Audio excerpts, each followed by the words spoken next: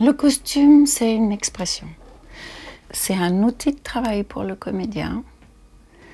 C'est une expression pour moi. C'est aussi une expression du metteur en scène. C'est une émotion. Quand un personnage rentre sur scène, ça va chez les uns, chez les autres, évoquer l'enfance, évoquer la vieillesse, évoquer la colère, évoquer un souvenir. Une couleur sera un souvenir pour un spectateur, ou une forme, tout d'un coup, évoquera. Enfin, c'est vraiment une émotion. Ça, je pars déjà au-delà de ce que veut exprimer le personnage. Parce que bien sûr, ça c'est l'aspect premier. Qu'est-ce que c'est qu'un costume? Ça raconte l'histoire du personnage. Si on fait, par exemple, un pantalon un tout petit peu trop court, tout d'un coup, il va avoir une tendresse qui va émerger de ça. Parce qu'on va se dire, ah ben tiens, le personnage, soit il a trop grandi, donc, et puis il a pas, voilà, son pantalon est un petit peu trop court, ou soit c'est le feu au plancher, donc c'est pas terrible, alors il a l'air un tout petit peu ridicule, on va dire, mais tendrement ridicule. Et c'est toutes ces choses-là, moi je trouve absolument passionnantes, parce que on raconte l'histoire de l'homme. C'est comme le matin, vous partez le matin, il y a des jours où vous pouvez mettre du rouge, c'est formidable. Et puis un autre jour, on sera plus introverti, donc on mettra une couleur plus calme. Et nous, on travaille avec tout ça. C'est-à-dire que tous ces leviers-là, à chaque moment de mon métier, on les active parce qu'on fait marcher ça. Ce ressenti, cette émotion, en plus du métier, en plus de la recherche, en plus de la technique, etc.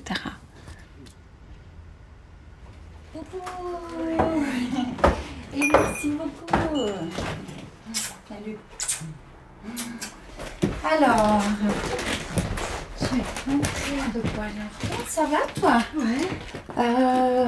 Voilà, je vais préparer un peu les choses là. Donc là, on part sur un projet, et ça c'est génial, parce qu'on a rarement ça, historique. Ça veut dire que là, on va faire un projet historique, un petit début de maquette. Alors j'ai sorti un peu ce que je voulais te faire faire. Hein, tu vas me dire ce que tu en penses. On est 1815, très précisément. On a une robe de patricienne, mais on a aussi des robes du peuple. Donc, moi, je pensais te faire cette robe-là, qui est vraiment un joli modèle. Regarde, ça, c'est l'échantillonnage. Je voulais mettre au départ une petite toile de soie. Celle-là, non, tu vois. Ouais. Voilà, dessous, qui va venir dessous, sur lequel on va avoir l'organza rebrodé, tu vois. Puis ça va nous donner cette fluidité, cette transparence. Et le petit, là, sur-robe, ou mantelet, je sais pas. Voilà. Ce serait un taffetas de soie rebrodé. Et ça, tu me diras, je sais pas, peut-être qu'on verra après à l'essayage. Je voulais le doubler d'un petit pongé de soie pour lui donner de rond. Alors regarde, là j'ai déjà une petite lingerie d'époque. C'est vraiment c'est très joli, ouais. Très très joli. Et regarde, il y a un système incroyable. Ah, comme pour les petites pochettes sac à main. Ouais, en fait. Pour ramener, voilà. T'as vu? C'est génial. J'ai trouvé, alors peut-être ça peut nous aider aussi pour les coupes du dessus. Qu'est-ce que t'en penses? Et puis surtout aussi pour le mouvement derrière de la traîne. Regarde ça, t'as vu ça, le mouvement du tissu? Magnifique, hein, c'est beau. Ouais. Alors il faudra qu'on retrouve quand même une certaine fluidité. Alors, Alors ça, c'est vraiment une pièce ancienne. Regardez comment c'est fait. Voilà. Le volume, il est derrière. Le volume, il est derrière. C'est plat. Et c'est plat, là. Exactement. Et puis, tu vois, ce mouvement qu'on va pouvoir mettre dans le mantelet, qui va donner le volume. Sur l'arrière. Ouais, sur l'arrière. Un très joli livre sur le costume suisse qui raconte qu'en fait, que c'est le costume genevois, ils ont gardé la mode empire. En fait, ils ont vraiment gardé ce mouvement-là. Tu vois, on voit. C'est vrai. Hein. Et ça, c'est un dessin de Topfer.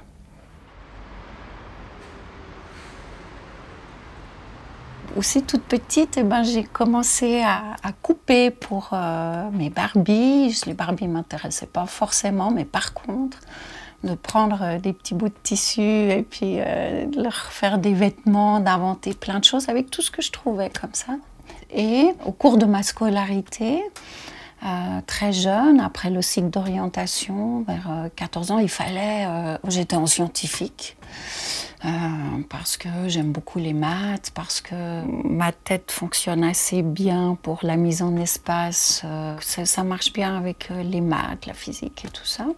Donc j'étais en scientifique, mais je ne me voyais pas continuer dans cette voie-là.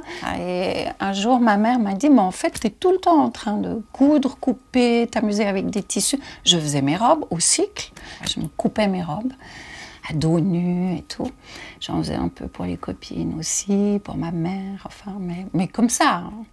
Donc, ma mère m'a dit, mais écoute, pourquoi tu ne ferais pas ça comme métier ? Puisque tu ne veux pas continuer des études, je dis, pourquoi pas ? Alors, on a commencé à chercher qu'est-ce qui pouvait exister.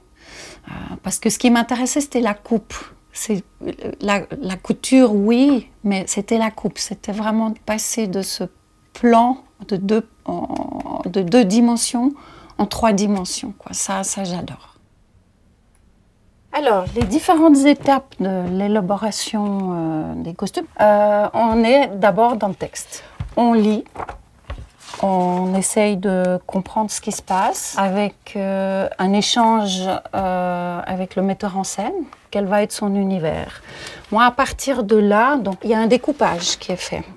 Puisqu'il y a des moments donnés, on voit qu'il y a des personnages qui vont avoir des problèmes de changement rapides, qui changent de costume, mais malheureusement, il va passer d'un côté à l'autre de la scène, c'est-à-dire de jardin à cour. Une des autres choses, dans les grosses productions, on a des problèmes d'accessoires parce qu'ils doivent passer de l'un à l'autre très très rapidement.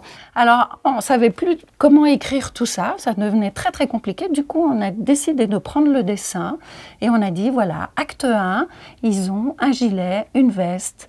Dans la scène du roi triste, après dans la scène des cartes, ils n'ont plus que le gilet. J'ai ce qui va être à la fin, c'est la fiche technique qu'on fait pour chaque comédien. C'est-à-dire quel est le déroulé du spectacle, de ses costumes au cours du spectacle. Donc ça, c'est aussi notre travail de costumière, d'élaborer ces fiches techniques. J'aimerais vraiment remercier l'association des communes genevoises parce que ce prix, déjà, je pense que c'est pas le prix pour moi, mais c'est le prix pour les métiers de costumière. Parce que je suis vraiment très reconnaissante d'avoir pensé aux costumières. Ça m'émeut même parce que c'est un métier de l'ombre qu'on met à la lumière.